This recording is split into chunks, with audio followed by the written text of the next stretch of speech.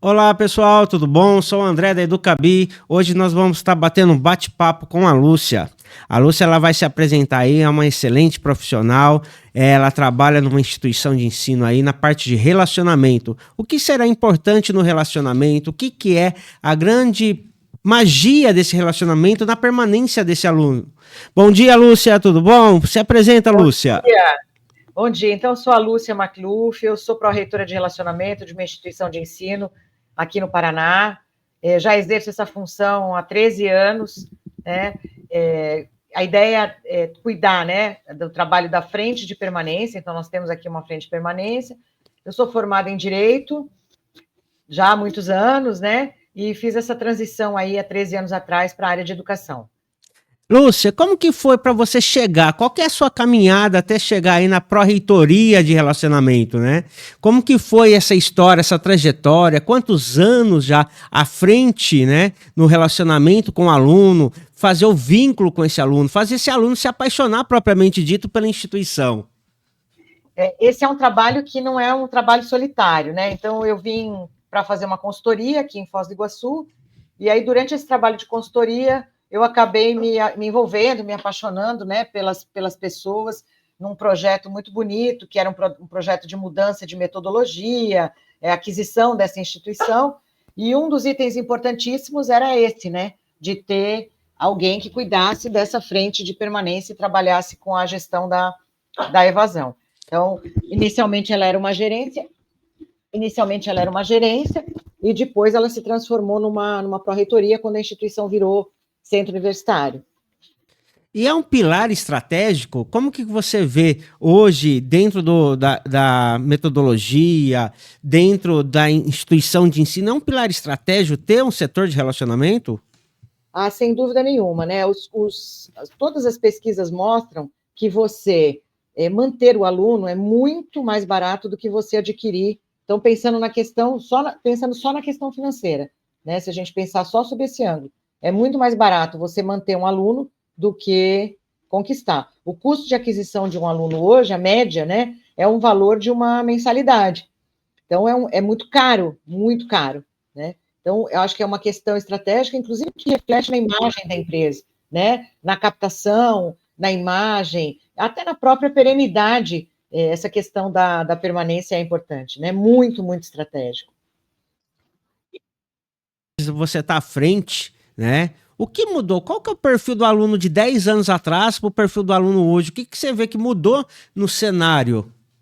Ah, mudou muito, né? A gente recebe hoje um aluno muito mais, como é que eu vou te dizer, mais frágil. Eu acho que a gente recebe hoje um aluno mais frágil, com outras demandas, né? Com questões emocionais, com questões, acho que às vezes não está bem encaixado, não está bem entendendo o que é e qual que é a importância do curso superior, né? Essa coisa de tudo ser muito rápido, essa coisa dessa liquidez das redes sociais.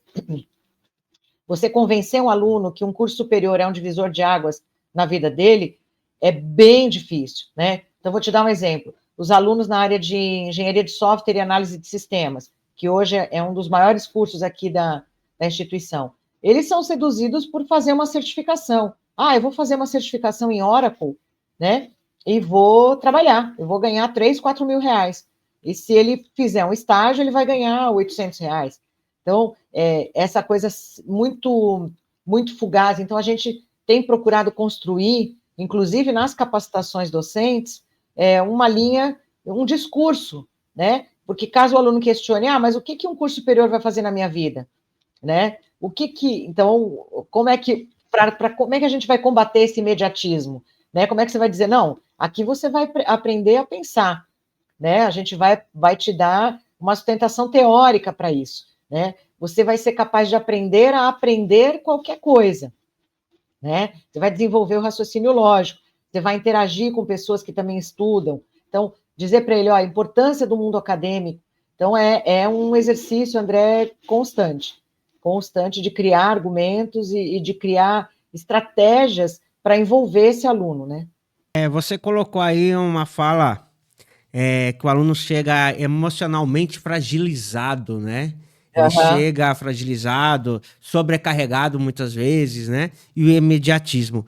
Como que eu, como pessoa, né? Como que você consegue fazer esse filtro para ver esses detalhezinhos para poder trabalhar propriamente dito esse aluno dentro da instituição? Como que você vê isso? Quais que são as estratégias que você consegue abordar aí? Na hora que você percebe, opa, esse aluno é mais fragilizado, eu tenho que reter esse aluno está começando a ver uma válvula de escape para sair da instituição. Uhum. Então, são várias frentes, né? Então, começando lá na matrícula, a gente, na hora de abordar o aluno para fazer a matrícula, a gente sempre pergunta se ele tem alguma uma necessidade especial, né? Porque os alunos autistas estão chegando, já chegaram no ensino superior. Muito aluno com TDAH, com crises de ansiedade, então a gente sempre pergunta na matrícula se ele tem alguma necessidade especial, e aí a gente faz o encaminhamento desse aluno para o núcleo de apoio ao estudante, caso ele deseje, né? Mas a gente oferece, olha, tem o núcleo do apoio estudante, não tem custo nenhum para você, né? Uma equipe super preparada, com esse olhar muito focado no seu desempenho educacional, que vai te dar o suporte necessário. Então, a gente tenta pegar no início esses alunos já agendando essa triagem, essa entrevista lá no NAI. Caso ele não declare, ou ele não. Às vezes o gatilho acontece depois que ele começa a estudar, né? Às vezes ele chega bem e aí começa aquela pressão, prazo para entregar material, trabalho em equipe, aí aquilo lá é um gatilho para ele se desestabilizar. Então aí a gente conta muito com a ajuda dos professores, né? E com a ajuda dos coordenadores, para que eles então nos encaminhem, informem o relacionamento que isso está acontecendo, para a gente poder agir, né? Ir atrás. Então, esse é o primeiro ponto. Outro ponto, André, que a gente trabalha muito é a questão de um programa que a gente chama Adote um Calouro. Então, a gente estimula, na verdade, é uma monitoria acadêmica, vamos dizer assim, mas com uma carinha mais marqueteira, com uma carinha mais acolhedora. Não tanto focada em conteúdo, quer dizer, não é o veterano que vai dar aula para o calouro, mas ele vai ajudar o calouro nesse trilhar, né? Então, como é que acessa a plataforma, como é que faz um protocolo na secretaria, como é que pede a carteirinha, né? Se ele tem dificuldade ao estacionamento, enfim, essa vida do dia a dia na faculdade. Então, isso tem dado muito certo. Esse Adote um Calouro fez sucesso aqui, né? Tanto com os veteranos que gostaram de se envolver nesse trabalho, e aí a gente faz isso em troca de horas complementares e tem funcionado bastante. Outra coisa que a gente faz eu brinco que esse trabalho de permanência é um trabalho que vai do reitor ao porteiro. Não pode ser um trabalho só da pró-reitoria, né? Porque não adianta a gente agradar o aluno, cuidar dele, se preocupar, e a faxineira, na hora que vai limpar a sala, bater palma para o aluno sair. Vamos embora, pessoal, que eu tenho. Né? Você tem que treinar a equipe toda para que aquele ambiente seja um ambiente que proporcione para o aluno a melhor experiência possível. Né? Então, eu digo que a gente tem que pensar 24 horas por dia como tornar a experiência do aluno mais interessante, mais significativo. É um trabalho de parceria com o acadêmico, com o financeiro, com a infraestrutura, com a portaria, com todo mundo, né? Para a construção de vínculo, como que vocês trabalham a escuta do aluno, o aluno falar, né? Para criar o Uhum. vínculo propriamente dito. Como que é feito esse trabalho? Você colocou aí para mim que tem o NAP, né? O apoio ao estudante, né? Núcleo de apoio ao Isso. estudante. E além do núcleo de apoio ao estudante, como que é feita essa escutativa, né? Para criar um vínculo, para ele sentir pertencimento daquela instituição. Não ser mais um na instituição, mas eu faço parte dessa instituição, né? Como que é trabalhado? Então, a gente faz várias ações, né, de relacionamento, vamos dizer assim, institucional. Então, desde o boas-vindas, então, no dia que eles chegam para tanto os calouros quanto os veteranos, a gente tem procurado fazer ações com o que eles gostam, né? Então, DJ, a gente coloca banda, pipoca, algodão doce, toda a equipe da instituição vai para a recepção, né? A gente organiza com os coordenadores uma visita técnica para eles conhecerem as pessoas. Então, olha, essa aqui é a Júlia da biblioteca, ela vai te ajudar. Aqui é o pessoal do atendimento, da linha de frente, né? Aqui é o laboratório, essa aqui é a responsável pelos laboratórios. Quando você tiver aula prática, vai ser preparado assim. Então, a gente primeiro faz esse trabalho, vamos dizer assim, de boas-vindas, né? Depois, eu faço um trabalho que eu brinco que é o rolê, né? Então, eu passo nas salas dizendo, olha, gente, eu sou a Lúcia, se precisarem de mim, tem uma equipe lá, né? Então, boto a carinha lá no vidro, todas as salas têm vidro ali, né? Então, eu boto a carinha no vidro e digo, olha, qualquer coisa é só me chamar. Então, procuro me fazer presente fisicamente, né? Como isso não é suficiente, a gente tem um trabalho também com o Conselho de Líderes. Então, a gente tem um Conselho de Líderes, que é um grupo na verdade, é um grupo que funciona através de um grupo de WhatsApp, com quem a gente se relaciona diariamente, né? Agora a gente criou um outro grupo para vagas de emprego, então a gente mostra para eles que a gente está preocupado, então tem um relacionamento com o pessoal da cidade, eles me mandam as vagas, eu mando as vagas nesse grupo e aciono os líderes para tudo que vai acontecer. Pessoal, hoje vamos trocar as luminárias lá do estacionamento, se tiver, a gente vai dando conhecimento do que está acontecendo, né? Hoje tem uma reforma lá, o elevador hoje está parado, pessoal. Então, mostrando que a gente se importa com ele e quer que ele vivencie esse dia a dia da instituição, né? E nos casos pontuais, a gente chama o aluno para conversar, né? Então, o aluno fala, olha, meu amigo não está vindo porque a mãe dele faleceu, então a gente procura ligar, chamar esse aluno, né? A aluna que está gestante, que vai sair de licença maternidade, a gente liga para saber se está tudo certo, então tem uma equipe lá, né, para fazer esse trabalho, e a gente conta muito com o apoio dos professores e dos coordenadores para irem nos sinalizando, porque não dá para a gente enxergar todo mundo, né? Então é uma ação de permanência constante, né? Eu não vou esperar aquele aluno meu sumir para ir atrás. Não, e aí, tecnicamente falando, esse lado é o lado mais relacional, né? No lado mais operacional, a gente faz um trabalho de predição da evasão. Então, o que a gente faz? A gente tem uma dashboard, né? Tem um painel que mostra para a gente os alunos que estão com alto risco de evasão, com médio risco, baixo, e os que estão na normalidade. E quais são os critérios, então, para ele ser classificado como médio, alto ou baixo, né? Então, a gente coloca lá, olha, ele está mais de 7 dias sem acessar a plataforma, né?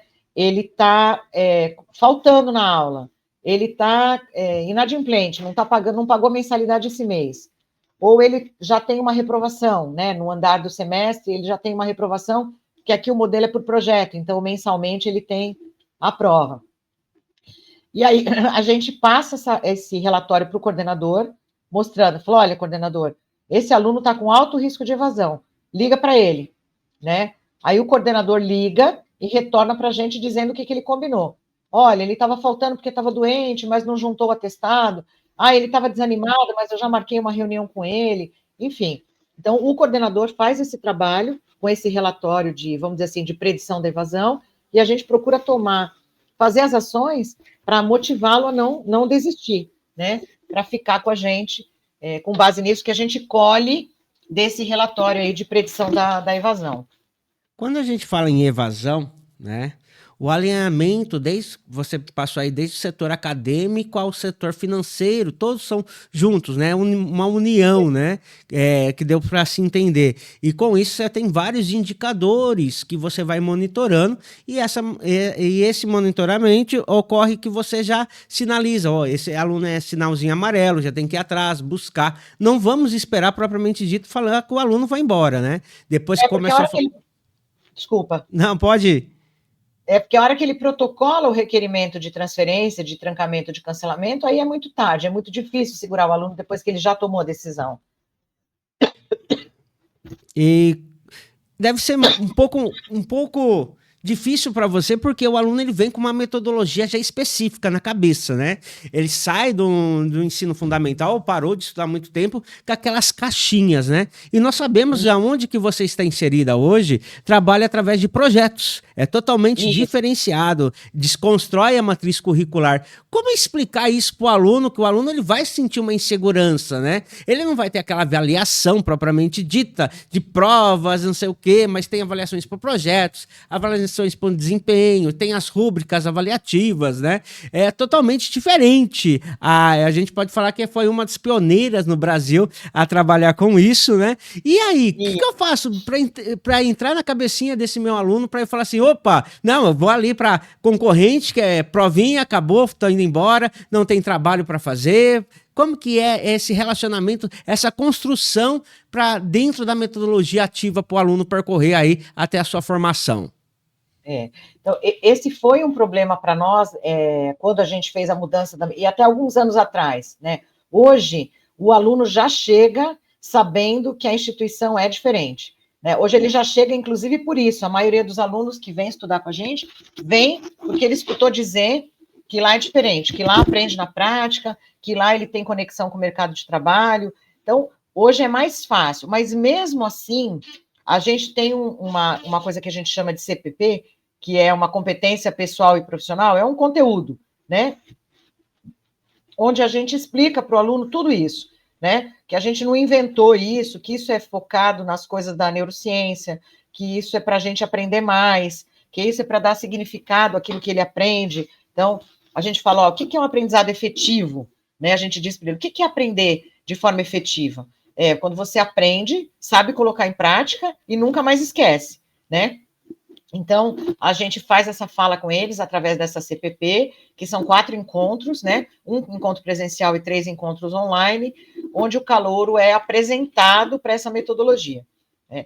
E também a gente conta com os próprios veteranos, né? Como a gente trabalha muito com compartilhamento de turmas, o calouro normalmente é inserido numa turma que já tem veteranos que já conhecem o modelo. Então, os colegas, e um dos pilares do modelo é o ensino por pares, né? Que é o peer instruction. Então, os próprios veteranos ajudam a gente nesse processo de familiarização com o modelo. Então, hoje é mais tranquilo. E você, Lúcia, como pessoa, né? Você passou por uma virada de chave, acreditou no projeto. Você vê o que hoje de modificação nessa construção acadêmica desse aluno? Como que é agregado? O que você vê que soma na construção desse aluno? A partir desde o relacionamento até as novas metodologias. Olha, o que a gente vê, né, vamos dizer assim, um jovem transformado, né? Hoje as empresas aqui da cidade vêm buscar os nossos alunos. Eles dizem, eu quero um estagiário dessa instituição, né? A gente vê que ele sai transformado, que ele é capaz de raciocinar, que ele é capaz de resolver problema, que ele aprendeu a trabalhar em equipe. Então a gente vê o resultado, né? Então na cidade existe uma fama de que o nosso aluno é diferente, né? Nosso aluno e os resultados, né? Os alunos aprovados em concurso, os alunos com bons empregos, no caso do curso de Direito, aluno que já passa no exame da ordem, no 9º período, já está aprovado, enfim, as pedagogas, né? As meninas da pedagogia sempre assumindo as cadeiras na prefeitura logo depois que saem da instituição para a educação infantil. Então, aquela história, né? Os fatos ratificam, né, o sucesso desse modelo. E o corpo docente? Porque a gente está falando de relacionamento, né? Não só do aluno, mas a gente tem que ter também uma construção aí do corpo docente, né? Como que a gente faz esse relacionamento com o corpo docente, para o corpo docente comprar as ideias? Esse eu te diria que é a parte mais desafiadora, né? Quando a gente implantou o modelo lá atrás, a gente achava que a gente ia ter problema com os alunos, com o MEC e com os professores, né? Então, com os alunos, a gente teve uma certa resistência, o MEC adorou, apoiou, os avaliadores diziam, não, eu quero voltar aqui depois para reconhecer o curso, porque... Mas com os professores por quê? Porque o professor ele foi formado no modelo tradicional. Então, ele na cabeça dele, né, ele é um professor respondedor. Ele tem que responder pergunta. O aluno pergunta, o professor responde. E a gente aqui está propondo um professor perguntador, um professor que saiba fazer as perguntas para instigar o aluno a responder. E um professor que saiba fazer um manejo desse aluno que é muito mais crítico, que é muito mais inquieto, né? Que é em estado o tempo todo a criticar, a participar, a propor, a apresentar, né? E o script, né? Não sei se você se lembra das ideias lá do projeto integrador, onde o aluno vai fazer um projeto de extensão, ele busca uma demanda real. Então, nem sempre aquela demanda real que o aluno traz é uma demanda que o professor conhece, né? Eu me lembro na época, você vai lembrar também, da implantação do modelo, que o professor falou, eu sou biomédico, mas eu sou professor de bioquímica, né? Eu manjo bioquímica, eu tenho esses slides há 10 anos, eu trabalho Então, o trabalho com os docentes é o trabalho mais desafiador. Como que a gente tentou equacionar isso? Primeiro, buscando profissionais de mercado, tentando temperar, né, esse mix, porque a gente precisa ter professores doutores, mestres, por conta da questão da pontuação do MEC, mas esse professor que é muito teórico, ele tem mais dificuldade de se adaptar a esse modelo mais inovador. Então, a gente tem temperado os colegiados com professores que são mais do mercado. Então, ele vai ensinar o aluno como se ele ensinasse um funcionário da empresa a fazer aquele trabalho, né? E um pouco de gente que é doutor e mestre para poder. E a gente investe pesado nas capacitações, né, André? Então, a gente faz janeiro, julho e todos os meses, na quinta semana, na quinta-feira, a gente tem uma noite de capacitação. Aí fazendo a capacitação docente para o docente comprar a ideia e trabalhar, porque não adianta nada lá na ponta a gente gastar um valor em publicidade e propaganda para colocar esse aluno, gastar um valor no relacionamento e o docente, meu docente não está preparado aí dentro do sistema para acolher também, porque na hora que a gente fala em relacionamento e permanência, várias frentes que tem que estar trabalhando ao mesmo tempo com o aluno, né? Com uma comunicação assertiva, com um pensamento positivo, mostrando a ênfase, né? A parte empática desse aluno e colocando esse aluno como um humano, né? Essa comunicação com propósito, como que a gente trabalha essa comunicação efetiva com propósito para reter esse meu aluno, para esse aluno ficar? Quais são os canais que eu posso estar utilizando com essa comunicação? Então, acho assim, uma coisa bem importante é descobrir o que é valor para o aluno, né? E não querer impor os nossos valores, descobrir o que é valor para o aluno. Então, eu me lembro que a gente ofereceu o curso de inglês de graça, né, aqui na instituição, e isso foi um inferno, porque eles não entenderam o valor, por que eu sou obrigado a estudar inglês? E para mim era tão óbvio, né, que o inglês é uma língua universal, que o inglês é importante, tá? E aí eu comecei a dizer, gente, mas olha só, se vocês forem viajar para o exterior, né, é importante saber falar inglês. Professor, a gente nunca foi nem aqui na Argentina, nem aqui no Paraguai, que exterior que nós vamos? Não, e eu falei, não, mas para assistir um filme em inglês, ele falou, não, tem o Google Tradutor, né? Aí eu vim para casa pensando, poxa, o que seria valor para esse aluno que eu pudesse trazer para ele aprender inglês? Aí eu lembrei, falei, até para trabalhar no hotel precisa saber falar inglês. Aí no dia seguinte eu cheguei e falei, gente, mas olha só, se vocês forem trabalhar no turismo, porque aqui é uma cidade turística, né? Se vocês forem trabalhar no turismo, o inglês vai ser útil. Opa, aí colou, né? Falou, não, isso é valor para o aluno. Ganhar um salário melhor, para comprar um carro melhor, para poder dar uma condição melhor para a própria família ou para os filhos, né? A gente trabalha aqui com o público C e D, né? Então, é um aluno que trabalha durante o dia e estuda de noite. Então, a gente está sempre no radar o que é valor para ele, o que ele realmente reconhece. Em relação aos canais, André, a gente trabalha muito com a questão da plataforma, então, os murais de aviso na plataforma, né, nós trabalhamos com a Blackboard aqui, os grupos de WhatsApp, né, que funcionam, que quando a gente faz, uma coisa que eu esqueci de falar, que eu acho que é bem importante, a gente faz todo semestre uma coisa que a gente chama de grupo focal. Então, a gente, aleatoriamente, a gente não deixa o coordenador indicar, né, a gente aleatoriamente pega os alunos e faz um grupo focal com um roteirinho semi-estruturado, com as coisas que a gente quer saber. Então, se ele está gostando da mudança, que agora a prova, sei lá, agora a prova mudou para segunda-feira, ele gostou, então a gente está sempre medindo se ele gostou ou não, né? Então, grupo focal, a gente faz a CPA, a gente leva essa história da CPA a sério, a Comissão Permanente de Avaliação é levada a seríssimo, a gente entrega os relatórios depois para os professores e recebe os planos de melhoria. Então, semestre a semestre, ele tem que olhar como ele foi avaliado, o que é que não está tão bom, né, que precisa melhorar, e o professor entrega esse plano de melhoria para o semestre seguinte. E em relação ao canal ainda, né, a gente trabalha com os cartazes, né, em sala de aula, que funciona. O pessoal briga comigo, diz que isso é coisa de antigamente, mas funciona. Os alunos sugerem, por que vocês não põem um cartaz? A gente chega na aula e olha, né? Então, eu acho que são esses aí os canais mais oficiais, vamos dizer assim. Então, o que é robotizado e genérico, nem pensar. Para nós, Comunicação robô e genérica, nem pensar. não funciona.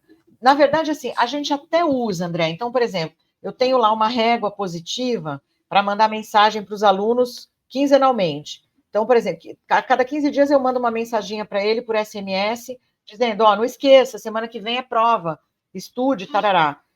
Ou então eu digo, olha, tal dia vai ser feriado. Ou eu mando uma coisa motivacional, né, para ele, não desista, você já está no terceiro semestre. Enfim, mando lá umas mensaginhas motivacionais. Mas essas mensagens são padrão, não tem o nome dele, não tem. Então, não funciona muito. O mundo está cada vez mais com uma necessidade de personalização, né? Então, não funciona muito, a gente não usa. Nem na captação. Nem na captação a gente usa. A gente tem o bot lá, né? O chatzinho para atender o aluno, mas isso é só para aquela coisa inicial. Né? Bom dia, você está na Unemérica, agora você vai ter que. Clique 1 para isso, 2 para aquilo, e logo entra o atendente de verdade, a pessoa física, para poder falar com esse interessado. Nem com candidato a gente não usa. E tem que ser rápido essa comunicação.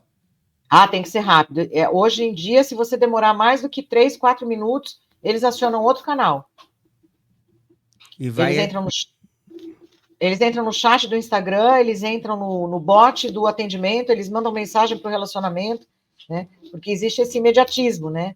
Que eu falei. Então, a gente tem que ser bem rápido, tem que ser eficiente ou avisar ele que tem fila. Por exemplo, período de rematrícula, às vezes a gente tem uma fila no chat de atendimento. Então, a gente avisa, estamos com fila, né? Mesmo assim, transborda para o meu WhatsApp pessoal. Os veteranos já sabem que eu respondo.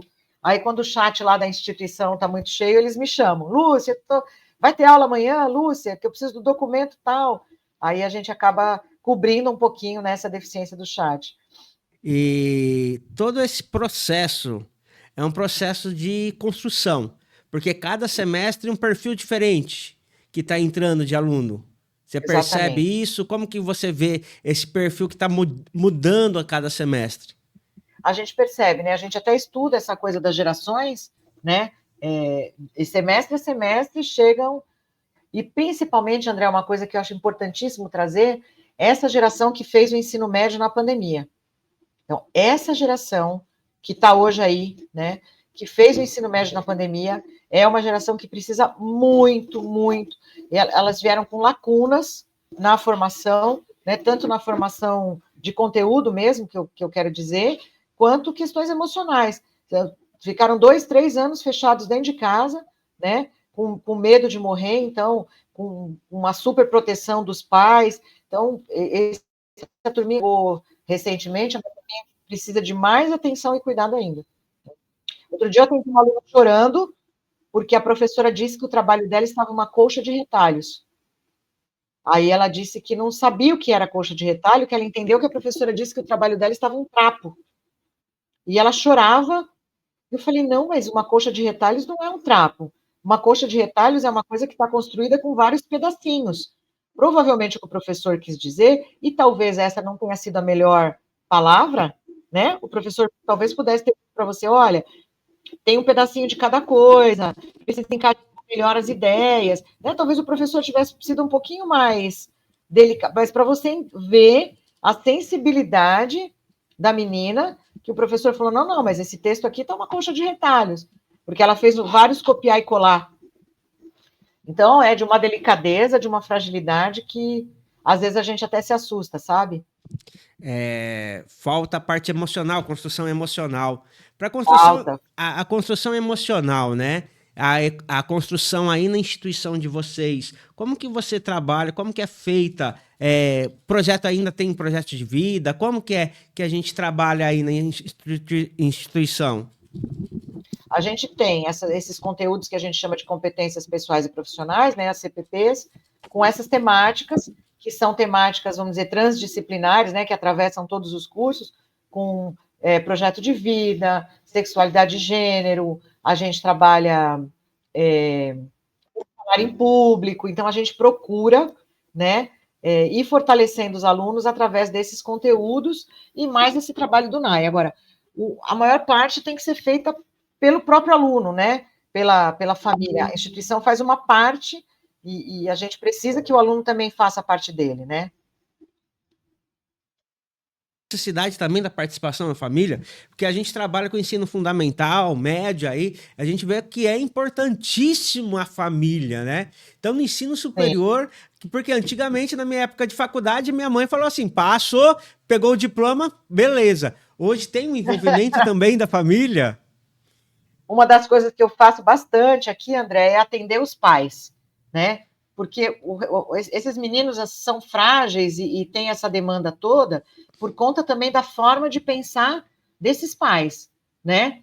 Então, eu atendo bastante os pais e a gente procura envolver. Outro dia, a gente teve que mediar uma situação que a mãe entrou no grupo de WhatsApp da turminha de projeto integrador, brigando com os colegas da filha, porque achava que as meninas estavam excluindo a filha dela. Então, a gente teve que chamar a mãe e dizer: olha, mãe, a senhora não pode estar no grupo. Esse é um grupo entre delas, elas têm que aprender a resolver as questões, as discordâncias, as divergências. O professor de projeto integrador vai mediar isso até convencer a mãe a sair do projeto integrador e a gente explicar para ela. Outra coisa que a gente faz também, André, é atrair a família para dentro da instituição. Então, por exemplo, a gente tem todo semestre o Festival de Inovação, que é a apresentação dos projetos integradores do semestre, né? Então, a gente convida os mentores, a comunidade e convida a família.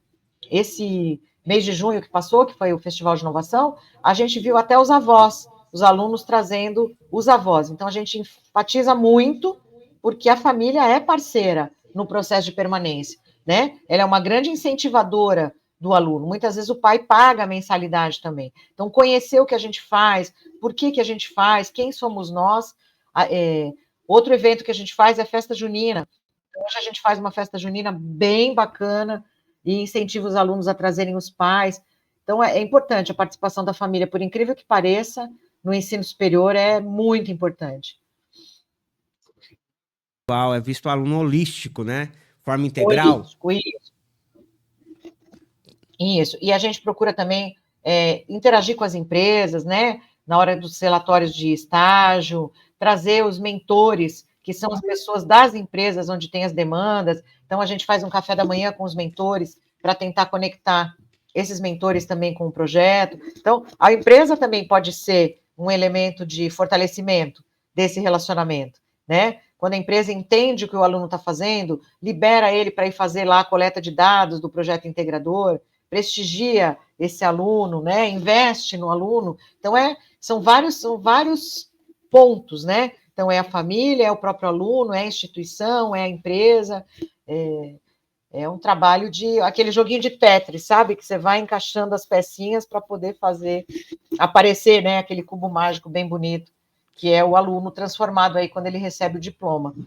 E se nós olharmos para o futuro, né? Como que será a tendência da comunicação? O que você vê? O que temos aí para 2, 3 anos, né? Que a gente está trabalhando, a gente não vai poder trabalhar 10 anos, que muda muito rápido, né? Sim, vamos trabalhar com 2, 3 anos. O que você vê no futuro? A comunicação, né? O que você vê de tendência de relacionamento? Eu acho que cada vez mais vai fortalecer essa história da inteligência artificial, né?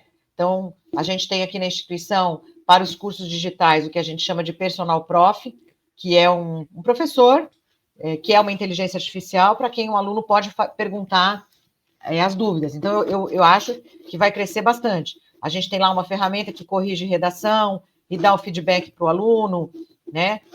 Eu acho que vai crescer bastante, mas eu acho que nada substitui esse cara a cara, né? Eu acho que a gente vai ter que estar cada vez mais fortalecendo esse lado da relação interpessoal mesmo, ouvindo, acolhendo, ensinando, né?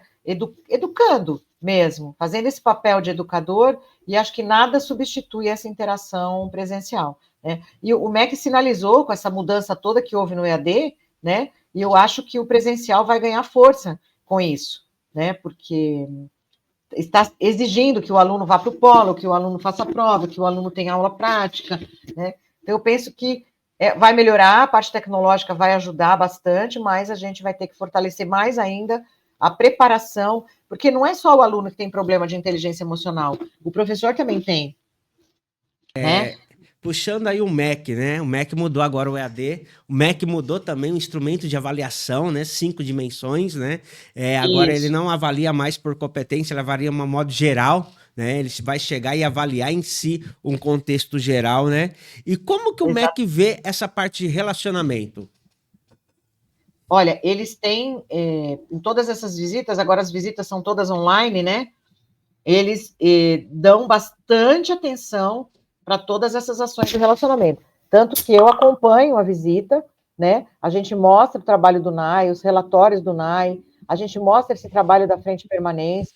Então, isso tem sido visto como um valor, né? É avaliado lá no instrumento. Inclusive o relacionamento com egressos, né? O egresso faz parte também? A gente está construindo agora, André, um trabalho de relacionamento com os egressos, de forma a envolver. Por que isso? Porque, primeiro, o egresso ele é o grande indicador de novos alunos. Né? A maioria dos alunos que vem estudar com a gente vem por indicação de alguém. Meu irmão estudou aqui, meu primo, meu vizinho, meu namorado, meu sobrinho. Então, o egresso ele é um multiplicador da boa imagem da empresa. Então, a gente tem procurado organizar encontros de egressos, envolver os egressos na mentoria. Então, os egressos hoje são convidados para serem mentores dos trabalhos, né? A gente promove eventos com palestras, roda de negócio com egressos, que eu acho que é um outro braço do relacionamento e da permanência bastante importante. Então, o ingresso ele tem que estar envolvido também no processo. Tem que Né? estar envolvido no processo também. Uhum. A gente ainda não tem uma coisa tão consolidada para os egressos, mas a gente está trabalhando nisso. Trazer esse egresso, voltar ele literalmente para dentro da instituição. Não só para fazer uma pós, né? Porque às vezes o pessoal usa a base de egressos só para vender uma pós para esse. Então a gente quer ir além disso, né? Quer manter esse egresso envolvido com a comunidade acadêmica, mesmo depois que ele está já até maduro na profissão, né? Hoje, você, o que você passaria de dica para um gestor educacional, né? Que deseja melhorar, propriamente dita, a sua relação, né? Sua comunicação com o aluno. O que seriam as dicas? O que é importante de ter dentro de uma instituição? Ó, eu acho que essa consciência, esse compromisso do, como eu digo, do porteiro ao reitor, acho que esse é um ponto importantíssimo, né? Isso ser um valor estratégico da instituição, isso ser passado desde o momento da admissão. Uma outra coisa que eu acho, André, e aí eu vou puxar a sardinha para o meu lado, é que as instituições normalmente não têm uma área de relacionamento. Elas deixam isso a critério da secretaria acadêmica, né? O atendimento do aluno é feito pela secretaria. E o perfil da secretaria é um perfil operacional, não é um perfil relacional. Então, a gente tem que, a instituição que quiser, de fato, levar a sério isso, tem que decidir se ela quer um relacionamento com esse olhar. Ou seja, se ela quer um atendimento relacional ou ela quer um atendimento operacional. Tá tudo bem se ela quiser um atendimento operacional, mas aí eu acho que fica mais difícil trabalhar essas coisas da permanência. Então, tomar uma decisão íntima mesmo de ter um atendimento do aluno relacional, focado no relacionamento. Né? Tem um setor específico. Não só, hoje em dia, muitas instituições são assim: captação, secretaria, coordenação, direção. Né? Isso. E no meio disso tem alguém que faz a ponte. Isso, exatamente. Porque normalmente, quando não tem, esse aluno fica no limbo. O coordenador diz: olha, está fora da minha alçada, é para o financeiro. Aí o aluno vai lá para o financeiro. Se o financeiro não atender, o aluno vai voltar para o coordenador. Aí o coordenador vai ter que falar com alguém para falar com o financeiro. Então, hoje, o relacionamento acaba virando uma instância, né? Então, quando o coordenador não consegue resolver, o próprio coordenador fala comigo. Fala, Lúcia, estou com uma dificuldade aqui com o aluno tal, né? Eu mesma faço essa ponte para não ficar mandando o aluno, que a pior coisa, né, André, da gente como consumidor, é o cara ficar te transferindo de ramal para ramal, de setor para setor, né? Então, esse compromisso de você pegar a demanda do aluno e ir até o final e resolver faz toda a diferença. Toda a diferença. Então, acho que é aquele empurra-empurra, joga-joga, né? Um passa para o outro, aí passa uma semana, não resolveu o meu problema, quem que eu vou recorrer, né?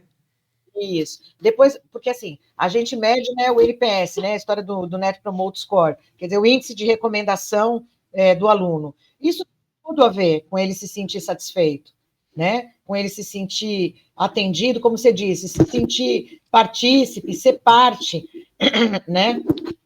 Então, eu acho que isso é bem, bem importante.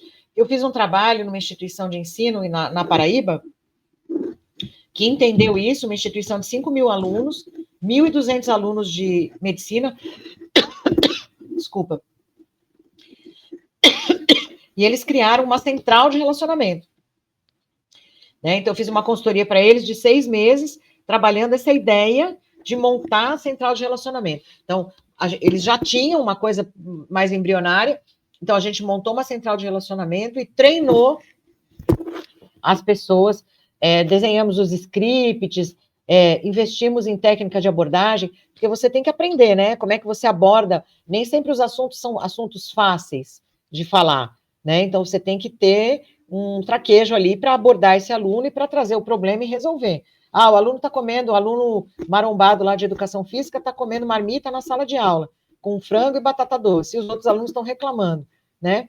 Como é que você fala isso para o aluno sem...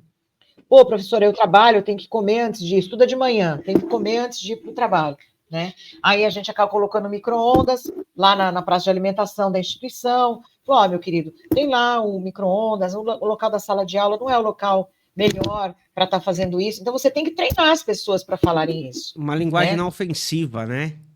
Isso, uma comunicação que seja assertiva, né? Que não seja violenta e que traga o resultado, porque você não pode deixar o aluno comer, você não pode deixar o aluno fumar o cigarro eletrônico no pátio, mas como é que você faz? Você vai lá e fala, ó, né, como é que você aborda, como é que o porteiro aborda esse aluno, ou o aluno que está lá namorando, né, dentro da instituição, que não é uma coisa legal, como é que você faz isso? Ah, o aluno trouxe o cachorro para a aula, trouxe o marido, como é que você fala, olha, seu marido não vai poder assistir a aula, pô, a senhora está excluindo o meu marido?